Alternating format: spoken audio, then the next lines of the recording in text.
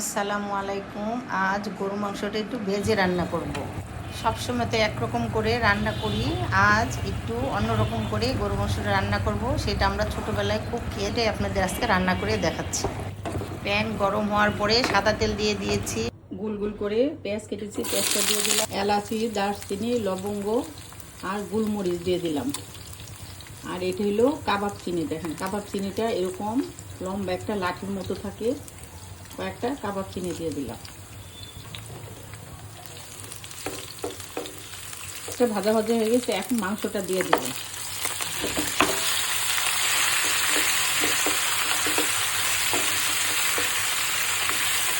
চুলাটা বাড়িয়ে গরুর মাংসটা একটু ভাজা ভাজা করব। লবণ দিব,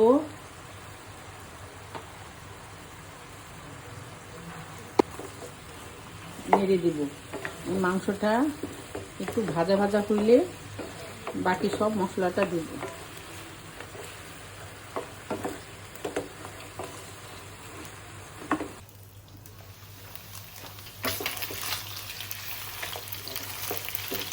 মাংসটা একবারে ভাজা ভাজা করে তুলতেছি। দেখেন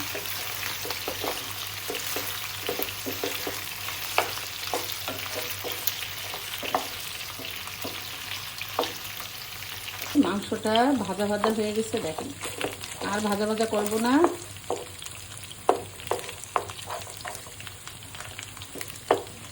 আদা বাটা, রসুন বাটা, জিরা, এলাচি, দারচিনি এগুলো কাঁচা।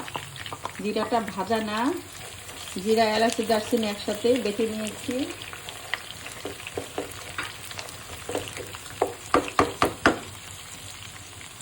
এক চা চামচ ধনিয়ার গুঁড়া, আধা চা চামচ হলুদ, মরিচ দিব 2 চা চামচ, কাশ্মীরি লঙ্কার গুঁড়া দিব 1 চা চামচ। এই যে এই কাশ্মীরি লঙ্কা গুঁড়োটা আমি ইউজ করি। দিয়ে এটা ভালো করে একটু নাড়বো।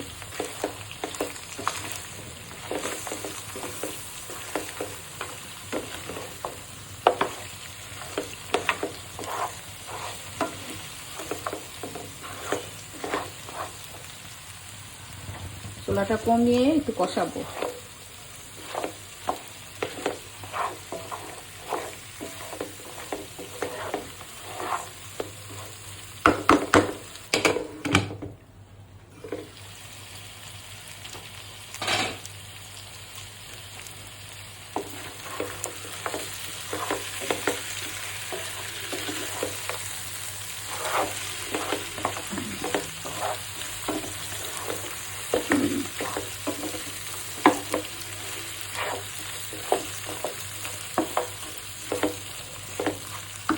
মশলাটা কষানো হয়ে গেছে, এখন দই দিয়ে দিব।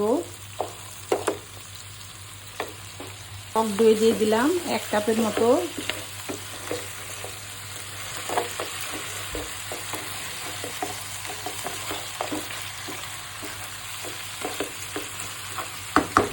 ঢেকে দিব।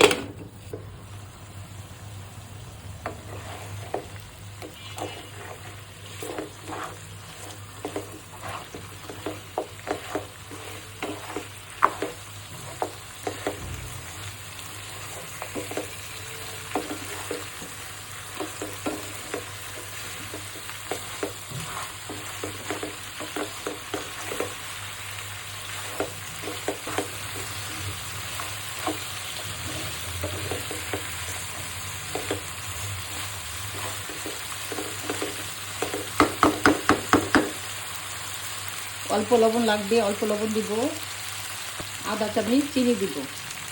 এই যে টক দই দিয়েছি এর জন্য অল্প চিনি দিলাম।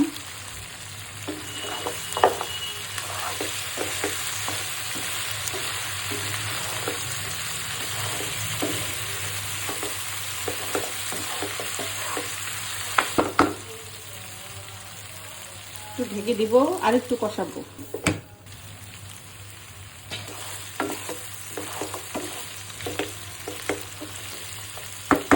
কষানো হয়ে গেছে, এখন পানি দিয়ে দিব।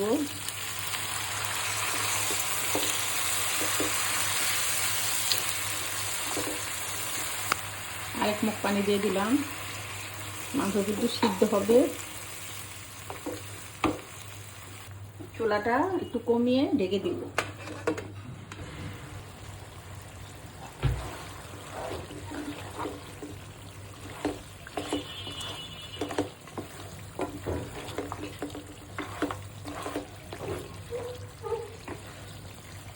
ভাজা গরুর মাংসটা হয়ে গেছে। এখন একটা মাংসটা দেখি সিদ্ধ হয়েছে নাকি, ওটা মাংস উঠাই নেই।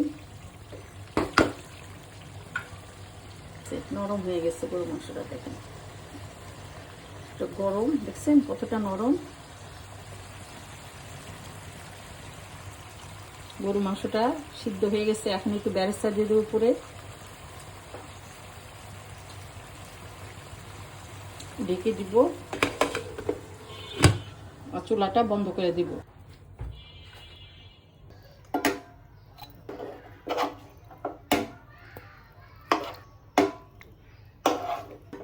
সবসময় তো একরকম করে রান্না করেন, একটু ভিন্ন রকমের রান্না করলে খেতেও ভালো লাগে।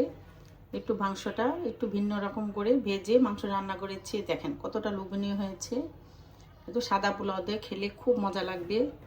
হ্যাঁ, রুটি পরোটা খুব সফট হয়েছে, সব কিছু দিয়ে খেতে পারবেন। আমার এই রান্নাটা যদি আপনাদের ভালো লাগে, লাইক কমেন্ট শেয়ার ও সাবস্ক্রাইব করবেন। আল্লাহ হাফেজ। এখানে রেখে দিলাম। আল্লাহ হাফেজ।